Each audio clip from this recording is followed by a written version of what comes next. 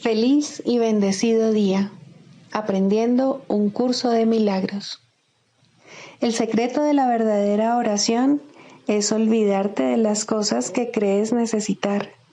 Pedir algo específico es igual que ver el pecado primero y luego perdonarlo.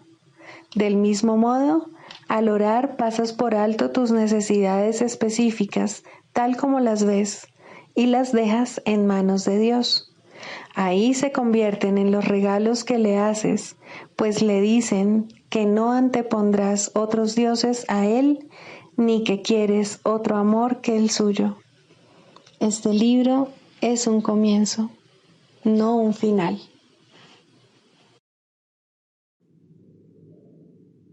Del prefacio, que postula, párrafo 10. Lo opuesto a ver con los ojos del cuerpo es la visión de Cristo, la cual refleja fortaleza en vez de debilidad, unidad en vez de separación y amor en vez de miedo. Lo opuesto a oír con los oídos del cuerpo es la comunicación a través de la voz que habla en favor de Dios, el Espíritu Santo, el cual mora en cada uno de nosotros. Su voz nos parece distante y difícil de oír, porque el ego, que habla en favor del yo falso y separado, parece hablar a voz en grito. Sin embargo, es todo lo contrario. El Espíritu Santo habla con una claridad inequívoca y ejerce una atracción irresistible. Nadie puede ser sordo a sus mensajes de liberación y esperanza, a no ser que elija identificarse con el cuerpo. Ni nadie puede dejar de aceptar jubilosamente la visión de Cristo a cambio de la miserable imagen que tiene de sí mismo. Introducción. Este es un curso de milagros. Es un curso obligatorio. Solo el momento en que decides tomarlo es voluntario. Tener libre albedrío no quiere decir que tú mismo puedas establecer el plan de estudios. Significa únicamente que puedes elegir lo que quieres aprender en cualquier momento dado. Este curso no pretende enseñar el significado del amor, pues eso está más allá de lo que se puede enseñar. Pretende, no obstante, despejar los obstáculos que impiden experimentar la presencia del amor, el cual es tu herencia natural. Lo opuesto al amor es el miedo, pero aquello que todo lo abarca no puede tener opuestos. Este curso puede, por lo tanto, resumirse muy simplemente de la siguiente manera. Nada real puede ser amenazado. Nada irreal existe. En esto radica la paz de Dios. Capítulo 1. El significado de los milagros. Primero, principios de los milagros. Principio 5. Los milagros son hábitos y deben ser involuntarios. No deben controlarse conscientemente. Los milagros seleccionados conscientemente pueden proceder de un falso asesoramiento. Capítulo 7. Los regalos del reino. 10. La confusión entre dicha y dolor. El reino, al igual que este mundo, es el resultado de ciertas premisas. Puede que hayas llevado el razonamiento del ego a su conclusión lógica, que es una confusión total con respecto a todo. Si realmente vieses lo que resulta de ese razonamiento, lo repudiarías. La única razón por la que pudieras desear algún aspecto de lo que resulta de ese razonamiento es que no alcanzas a ver su totalidad. Estás dispuesto a examinar las premisas del ego, pero no su conclusión lógica. ¿No sería posible que hubieses hecho lo mismo con las premisas de Dios? Tus creaciones son la conclusión lógica de sus premisas. El pensamiento de Dios las ha establecido para ti. Se encuentran exactamente donde les corresponde estar, y donde les corresponde estar es en tu mente, como parte de tu identificación con la suya. Sin embargo, tu estado mental, así como el reconocimiento por tu parte de lo que se encuentra en tu mente, dependen de lo que crees acerca de ella. Sean cuales sean estas creencias, constituyen las premisas que habrán de determinar lo que aceptes en tu mente. No cabe duda de que puedes aceptar en tu mente lo que no se encuentra en ella, así como también negar lo que sí se encuentra en ella.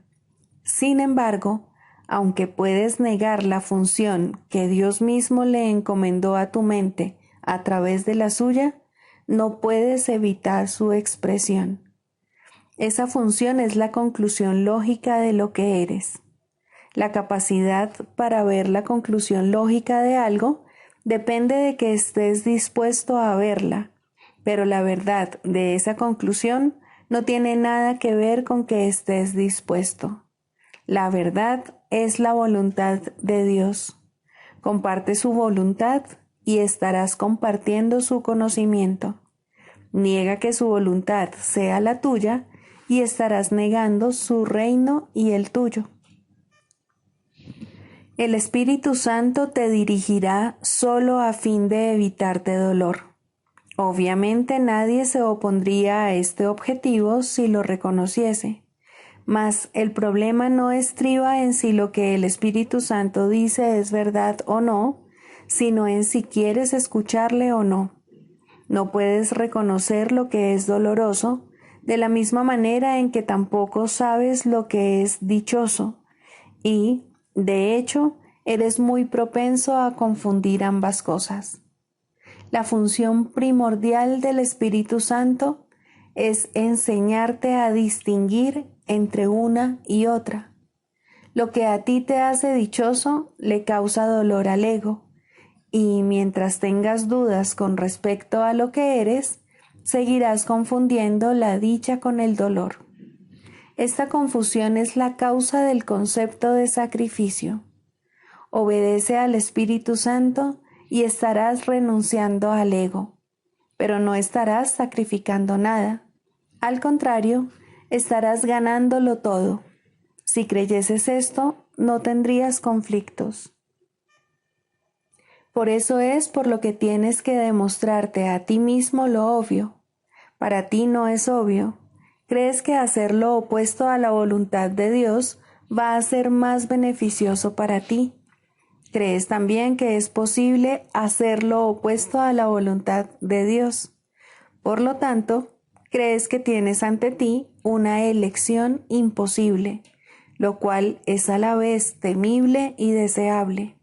Sin embargo, Dios dispone, no desea.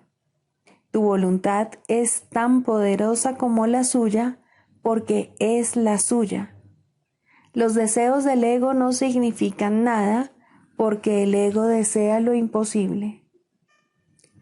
Puedes desear lo imposible, pero solo puedes ejercer tu voluntad en armonía con la de Dios.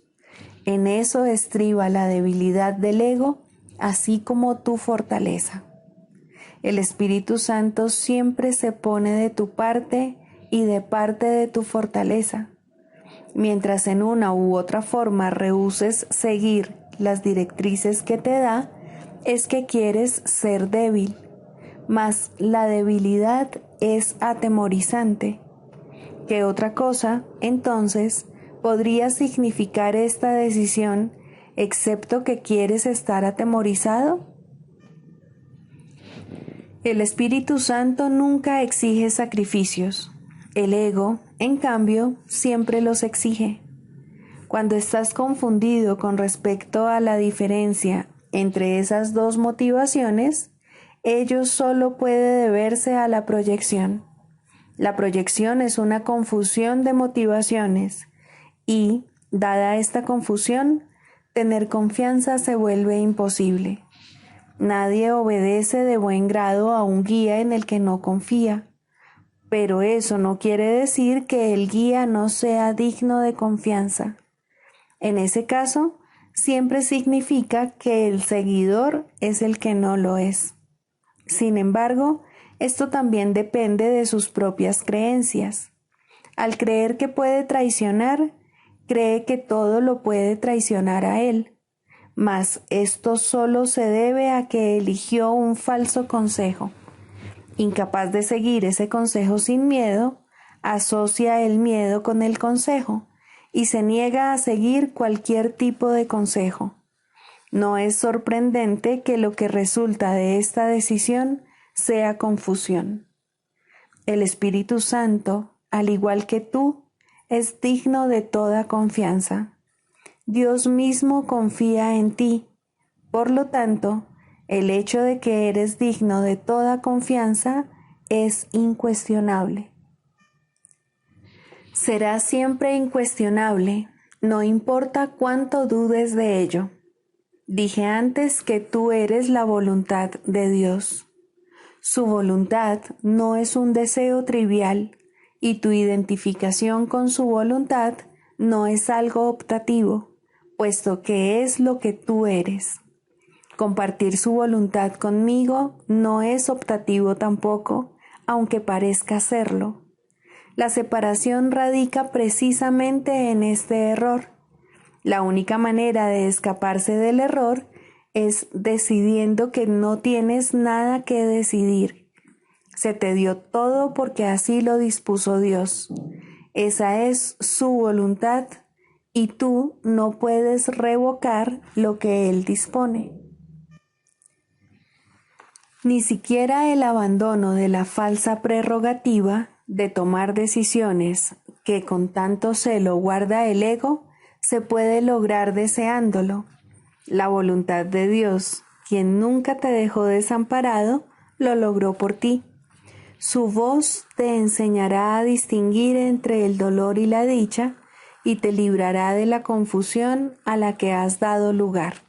No hay confusión alguna en la mente de un hijo de Dios cuya voluntad no puede sino ser la voluntad del Padre, toda vez que la voluntad del Padre es su Hijo. Los milagros están en armonía con la voluntad de Dios, la cual tú no conoces porque estás confundido con respecto a lo que tú dispones. Esto significa que estás confundido con respecto a lo que eres. Si eres la voluntad de Dios y no aceptas su voluntad, estás negando la dicha. El milagro es, por lo tanto, una elección acerca de lo que es la dicha.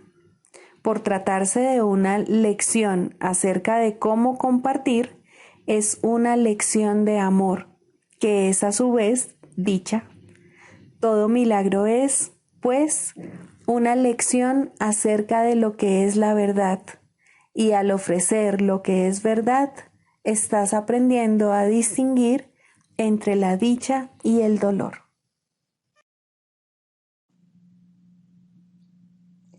Libro de ejercicios, lección 23.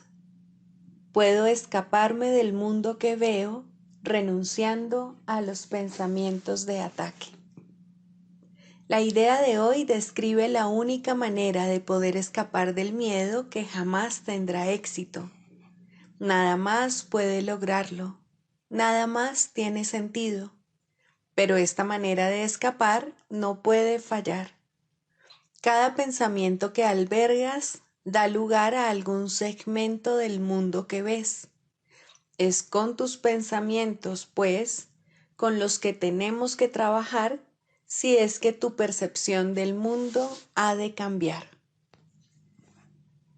Si la causa del mundo que ves son los pensamientos de ataque, debes aprender que esos son los pensamientos que no deseas. De nada sirve lamentarse del mundo, de nada sirve tratar de cambiarlo. No se puede cambiar porque no es más que un efecto. Pero lo que sí puedes hacer es cambiar tus pensamientos acerca de él. En ese caso estarás cambiando la causa. el efecto cambiará automáticamente. El mundo que ves es un mundo vengativo y todo en él es un símbolo de venganza. Cada una de las percepciones que tienes de la realidad externa no es más que una representación gráfica de tus propios pensamientos de ataque. Uno podría muy bien preguntarse si a esto se le puede llamar ver. ¿No es acaso fantasía una mejor palabra para referirse a este proceso y alucinación un término más apropiado para su resultado? Ves el mundo que has fabricado, pero no te ves a ti mismo como el que fabrica las imágenes. No se te puede salvar del mundo, pero te puedes escapar de su causa. Este es el significado de la salvación, pues, ¿dónde se encuentra el mundo que ves cuando su causa ha desaparecido? La visión ya tiene un sustituto para todo lo que crees ver ahora. La hermosura puede iluminar tus imágenes y transformarlas de tal manera que las llegues a amar, aun cuando fueron forjadas del odio, pues ya no las estarás forjando solo.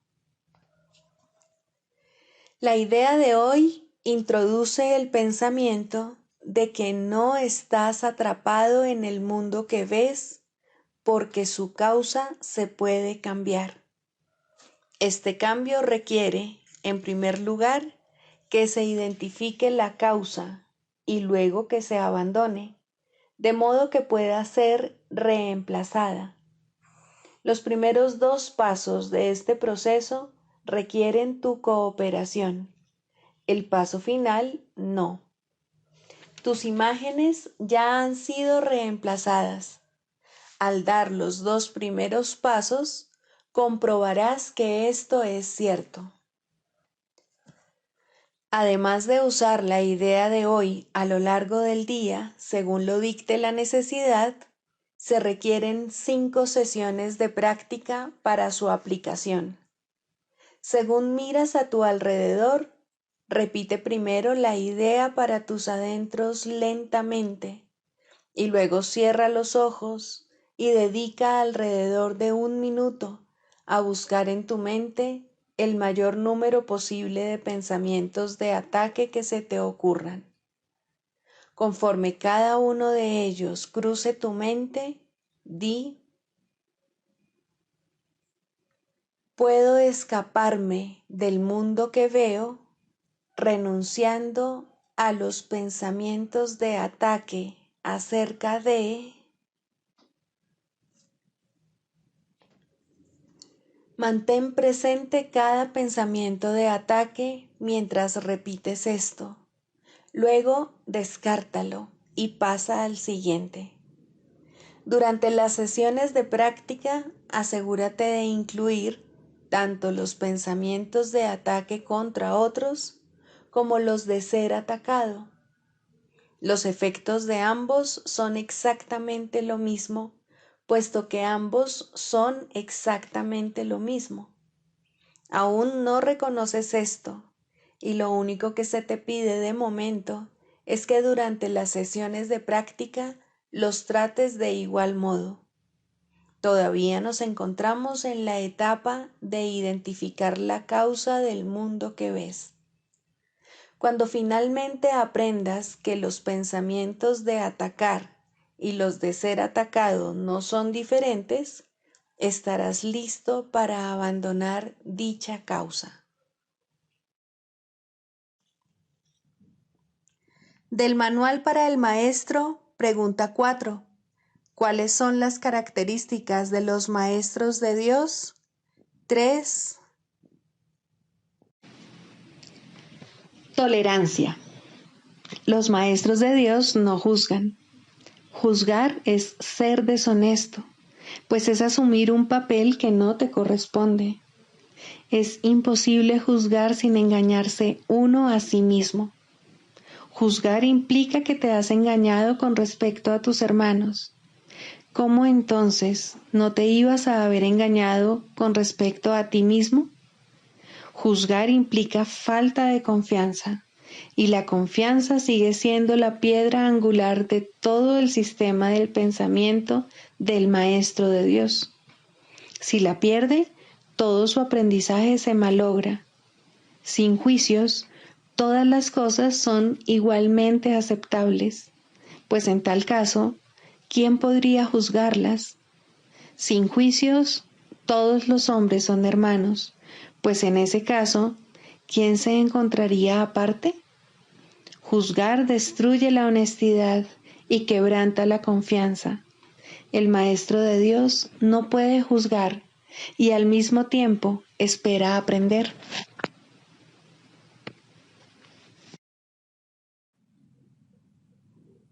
Manual para el Maestro.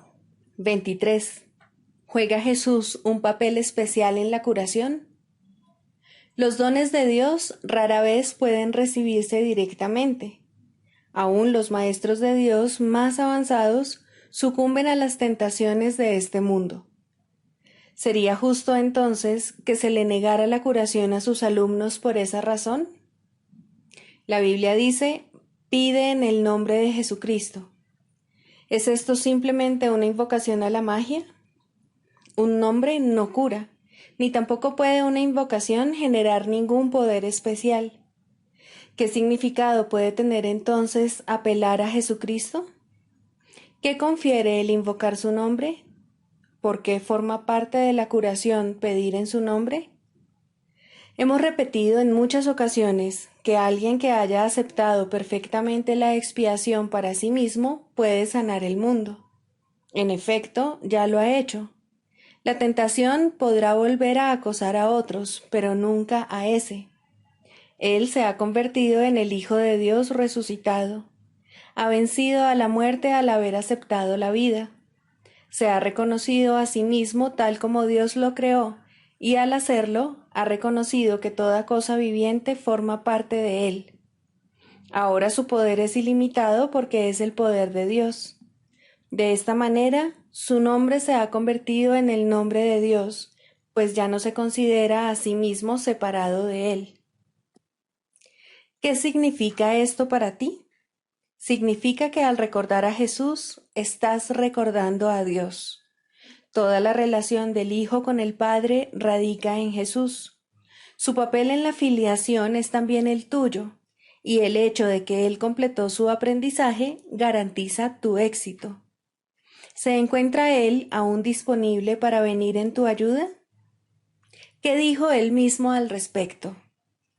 Recuerda sus promesas y pregúntate honestamente si sería posible que no las fuese a cumplir. ¿Puede Dios fallarle a su Hijo? ¿Y puede quien es uno con Dios ser distinto de Él? El que trasciende el cuerpo trasciende también toda limitación. ¿Cómo no iba a estar disponible el más grande de los maestros para aquellos que lo siguen? El nombre de Jesucristo como tal no es más que un símbolo, pero representa un amor que no es de este mundo. Es un símbolo que se puede usar sin riesgo para reemplazar a los innumerables nombres de todos los dioses a los que imploras. Constituye el símbolo resplandeciente de la palabra de Dios, tan próximo a aquello que representa, que el ínfimo espacio que hay entre ellos desaparece en el momento en que se evoca su nombre. Recordar el nombre de Jesucristo es dar gracias por todos los dones que Dios te ha dado. Y la gratitud hacia Dios se convierte en la manera en que Él es recordado, pues el amor no puede estar muy lejos de una mente y un corazón agradecidos. Dios puede entonces entrar fácilmente, porque estas son las verdaderas condiciones que hacen posible tu retorno al hogar. Jesús ha señalado el camino, ¿por qué no habrías de estarle agradecido? Te ha pedido amor, mas solo para Él poder dártelo a ti. Tú no te amas a ti mismo, pero para Jesús, tu hermosura es tan absoluta e inmaculada que ve en ella la imagen de su Padre. Tú te conviertes en el símbolo de su Padre aquí en la tierra. Él tiene sus esperanzas puestas en ti porque no ve límites en ti, ni mancha alguna que opaque tu hermosa perfección. La visión de Cristo resplandece en sus ojos con perfecta constancia. Él ha permanecido contigo. ¿No te gustaría aprender la lección de la salvación valiéndote de lo que Él ya aprendió? ¿Para qué empezar de nuevo cuando Él ya recorrió la jornada por ti? Nadie en la tierra puede entender plenamente lo que es el cielo, ni cuál es el verdadero significado de su Creador. Sin embargo, tenemos testigos. A ellos es a quienes el que es sabio debe acudir. Han existido personas cuyo conocimiento sobrepasó con mucho lo que nosotros podemos aprender, y no queremos enseñar las limitaciones que nos hemos impuesto. Nadie que se haya convertido en un maestro de Dios verdadero y completamente dedicado se olvida de sus hermanos. Lo que les puede ofrecer, no obstante, se ve limitado por lo que él mismo ha aprendido. Dirígete entonces hacia uno que abandonó todo límite y fue más allá del alcance más elevado que el aprendizaje puede ofrecer. Él te llevará consigo, pues no llegó hasta allí solo. Estabas con él entonces, tal como lo estás ahora. Este curso procede de él, porque sus palabras llegan a ti en un lenguaje que puedes amar y comprender. ¿Puede haber otros maestros que señalen el camino a aquellos que hablan lenguas distintas y recurren a símbolos diferentes? Por supuesto que sí. ¿Dejaría Dios a uno solo de sus hijos sin una ayuda muy real en tiempos de tribulación, sin un Salvador que lo representase? Aún así, necesitamos un programa de estudios polifacético, no porque el contenido sea diferente, sino porque los símbolos tienen que modificarse y cambiar para poder ajustarse a las diferentes necesidades. Jesús ha venido a responder las tuyas. En él hallarás la respuesta de Dios. Enseña, entonces, con él, pues él está contigo. Él siempre está aquí.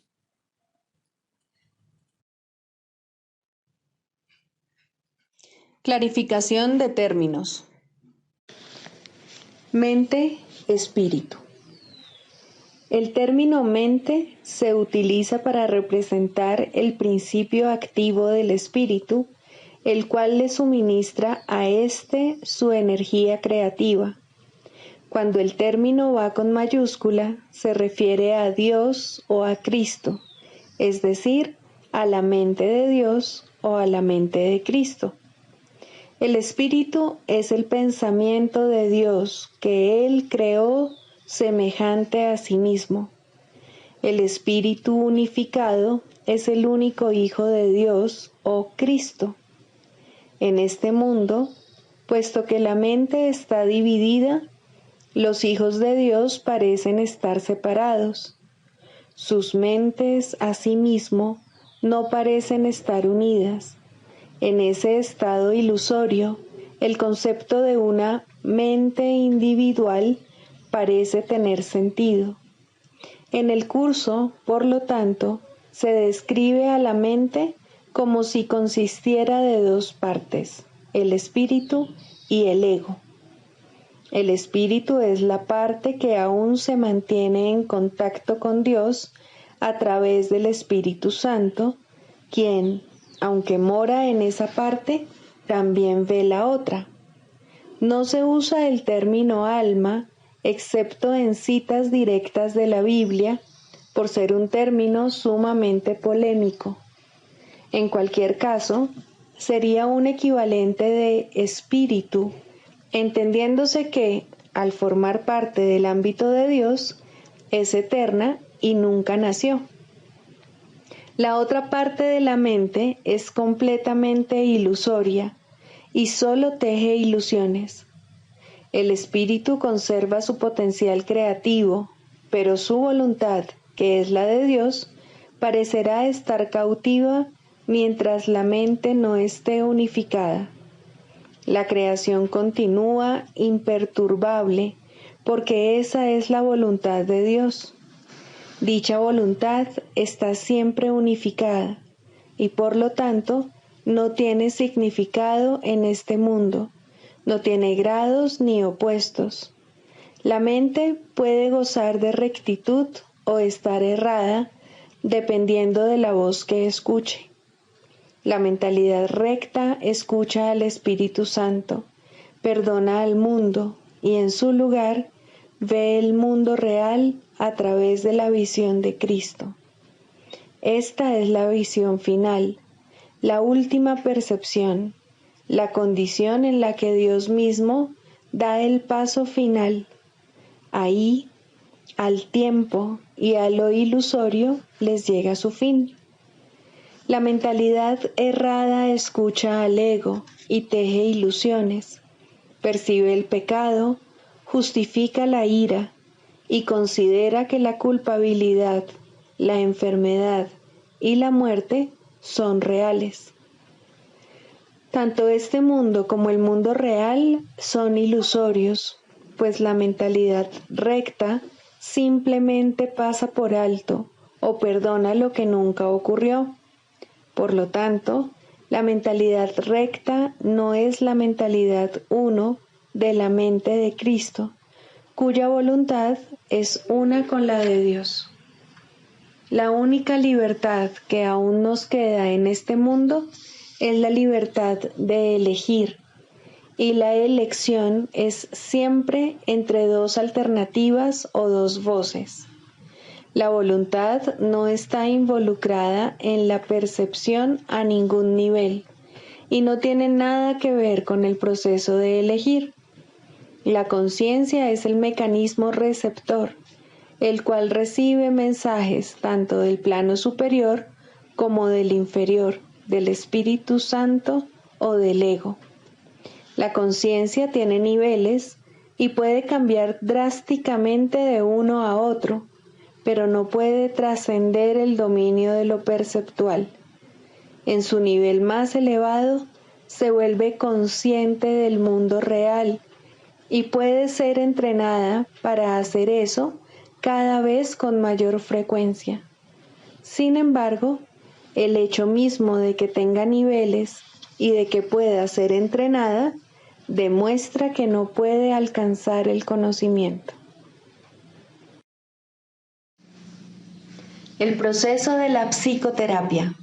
Séptimo, la relación paciente-terapeuta ideal. ¿Quién es entonces el terapeuta y quién el paciente? Al final, todo el mundo desempeña ambos papeles. Aquel que necesita curación debe curar. Médico, cúrate a ti mismo. ¿Quién más, sino tú, necesita curarse? ¿Quién más, si no, necesita curación? Cada paciente que acude a un terapeuta le ofrece a éste la oportunidad de curarse a sí mismo. Por lo tanto, es su terapeuta, y cada terapeuta debe aprender a curarse con cada paciente que acude a él. De esta manera, el terapeuta se convierte en el paciente. Dios no sabe nada de separación. Lo único que sabe es que tiene un hijo. Su conocimiento se ve reflejado en la relación paciente-terapeuta ideal. Dios acude a aquel que lo llama y éste se reconoce a sí mismo en él. Piensa detenidamente, maestro y terapeuta, por quién oras y quién es el que necesita curación, pues la terapia es oración y la curación es su mira y su resultado. ¿Qué es la oración sino la unión de mentes en una relación en la que Cristo puede entrar a formar parte? Esa es su morada, a la que la psicoterapia lo invita. ¿Qué sentido tiene la curación de un síntoma si siempre hay otro que se puede elegir? Mas una vez que Cristo ha entrado, ¿qué otra elección hay salvo permitir que se quede? No hay necesidad de más, pues eso es todo. Ahí está la curación, la felicidad y la paz. Estos son los síntomas de la relación paciente-terapeuta ideal, que reemplazan a aquellos con los que el paciente llegó cuando vino pidiendo ayuda. El proceso que realmente tiene lugar en esa relación es uno en el que el terapeuta le dice de todo corazón a su paciente que todos sus pecados han sido perdonados junto con los propios. ¿Qué diferencia hay entre la curación y el perdón?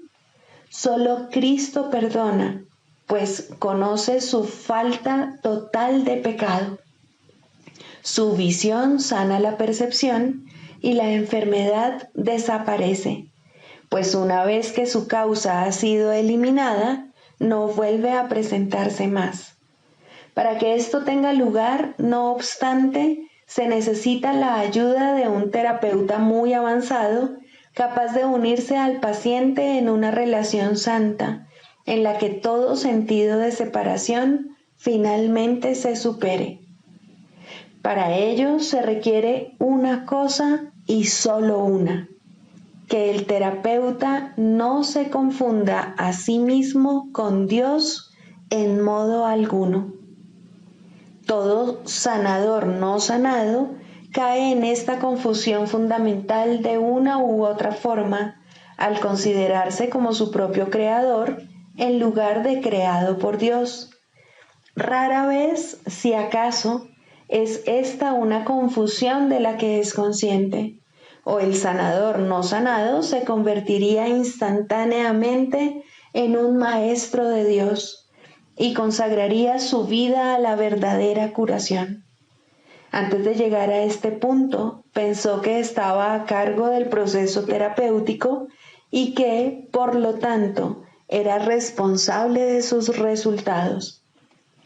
Los errores del paciente se convirtieron así en sus fracasos, y la culpabilidad se convirtió en la cubierta, obscura y fuerte, de lo que debía ser la santidad de Cristo. La culpabilidad es inevitable para aquellos que se valen de su propio juicio al tomar decisiones. La culpabilidad es imposible para aquellos a través de los cuales habla el Espíritu Santo. Eliminar la culpabilidad es el verdadero objetivo de la terapia y el evidente objetivo del perdón. En esto su unicidad se puede apreciar claramente, mas ¿cómo podría experimentar el final de la culpabilidad quien se siente responsable de su hermano en el papel de guía suyo? Tal función presupone un conocimiento que nadie aquí puede tener, una certeza del pasado, del presente y del futuro, así como de todos los efectos que en ellos puedan ocurrir. Solo desde esta perspectiva omnisciente podría ser posible semejante función, mas ninguna percepción es omnisciente, ni es el diminuto yo de uno solo contra el universo capaz de asumir que posee tal sabiduría, excepto en la locura. Que muchos terapeutas están locos es obvio. Ningún sanador no sanado puede estar completamente cuerdo. No obstante, es tan demente negarte a aceptar una función que Dios te ha encomendado como lo es inventar una que Él no te dio. El terapeuta avanzado en ningún caso puede dudar del poder que hay en él, ni tampoco de la fuente de ese poder. Comprende que todo poder en la tierra y en el cielo le pertenece por ser quien es. Y Él es quien es debido a su Creador, cuyo amor reside en Él y quien jamás puede fallar. Piensa en lo que esto significa. Los regalos de Dios son suyos para dar. Sus pacientes son los santos de Dios, quienes invocan su santidad para hacer la suya, y según Él las concede, Ellos contemplan la radiante faz de Cristo, que, a su vez, los contempla a ellos. Los dementes, al creer que son Dios, no temen ofrecer debilidad al Hijo de Dios, y por esa razón lo que ven en Él en verdad los atemoriza. El sanador no sanado no puede evitar sentir miedo de sus pacientes y sospechar de su lealtad por la traición que ve en sí mismo. Intenta curar y en ocasiones tal vez lo consiga. Su éxito será limitado y de corta duración. No ve el Cristo en aquel que acude a él. ¿Qué respuesta puede dar aquel que parece un extraño, ajeno a la verdad y pobre en sabiduría, desprovisto del Dios que le debe ser dado? Contempla a tu Dios en él, pues lo que ves será tu respuesta.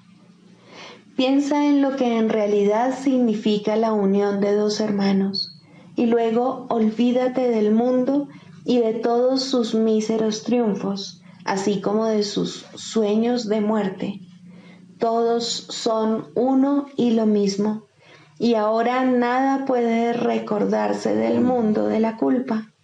La habitación se transforma en un templo y la calle en un torrente de estrellas que, rozando suavemente, se desliza más allá de todos los sueños enfermizos. La curación se ha dado, pues lo que es perfecto no necesita curación. ¿Y que puede necesitar perdón allí donde no hay pecado? Siéntete agradecido, terapeuta, que puedes contemplar cosas como estas solo con entender tu verdadero papel. Si no lo haces, habrás negado que Dios te creó y por ende no sabrás que eres su hijo. ¿Quién es tu hermano ahora? ¿Qué santo puede venir para llevarte con él a casa? Has perdido el rumbo. ¿Cómo puedes ahora esperar ver en él una respuesta que te has negado a dar? Cura y cúrate. No hay otra alternativa que pueda jamás conducir a la paz. Deja entrar a tu paciente, pues viene a ti de parte de Dios. ¿No es acaso su santidad suficiente para despertar en ti tu memoria de Él? El canto de la oración. Primero, la causa de la enfermedad. No confundas el efecto con la causa, ni pienses que la enfermedad se encuentra aparte y separada de lo que no puede sino ser su causa. La enfermedad es una señal, una sombra de un pensamiento malvado que parece ser real y justo, de acuerdo con las normas de este mundo. Es la prueba externa de pecados internos y da testimonio de pensamientos rencorosos que hieren y procuran hacer daño al Hijo de Dios. Curar el cuerpo es imposible, y esto queda demostrado por la brevedad de la cura. El cuerpo acabará muriendo de todas maneras, y así lo único que hace su curación es demorar su retorno al polvo de donde nació y al que volverá. La falta de perdón del Hijo de Dios es la causa del cuerpo. No ha abandonado su fuente, y esto queda claramente demostrado por su dolor y envejecimiento y por la marca de la muerte que pesa sobre sí. El cuerpo les parece temeroso y frágil a quienes piensan que sus vidas están bajo su mandato y vinculadas a su inestable y nimio aliento.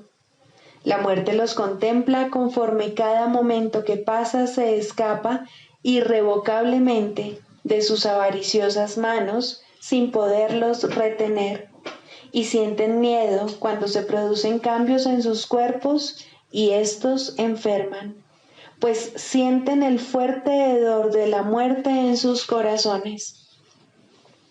El cuerpo puede sanar como efecto del verdadero perdón. Solo eso puede traer el recuerdo de la inmortalidad, que es el don de la santidad y del amor. El perdón no puede sino ser concedido por la mente que comprende que debe pasar por alto todas las sombras que cubren la santa faz de Cristo, entre las cuales la enfermedad se debe considerar una de ellas.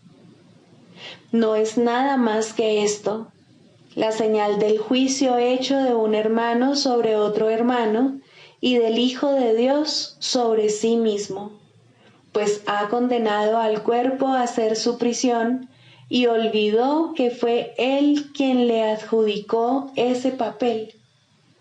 Lo que el Hijo de Dios ha hecho, ahora él mismo tiene que deshacerlo, pero no solo, pues se desprendió de la llave de la prisión, su santa impecabilidad y el recuerdo del amor de su Padre. No obstante, se le ha dado ayuda a través de la voz que su Padre puso en él. El poder de curar es ahora el don que le ha concedido su Padre, pues a través de su voz él puede llegar hasta su Hijo y recordarle que el cuerpo puede convertirse en su morada elegida, pero nunca será su hogar en verdad.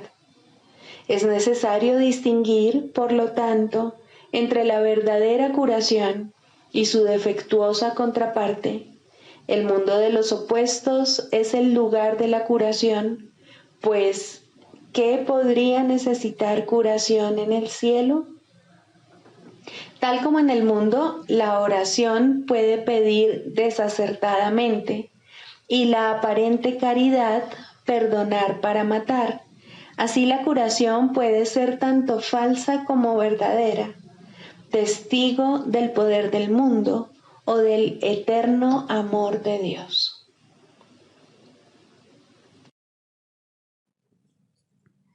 Sigamos a Jesús haciendo del perdón algo tan natural como respirar y algo tan vital como el aire. Amén.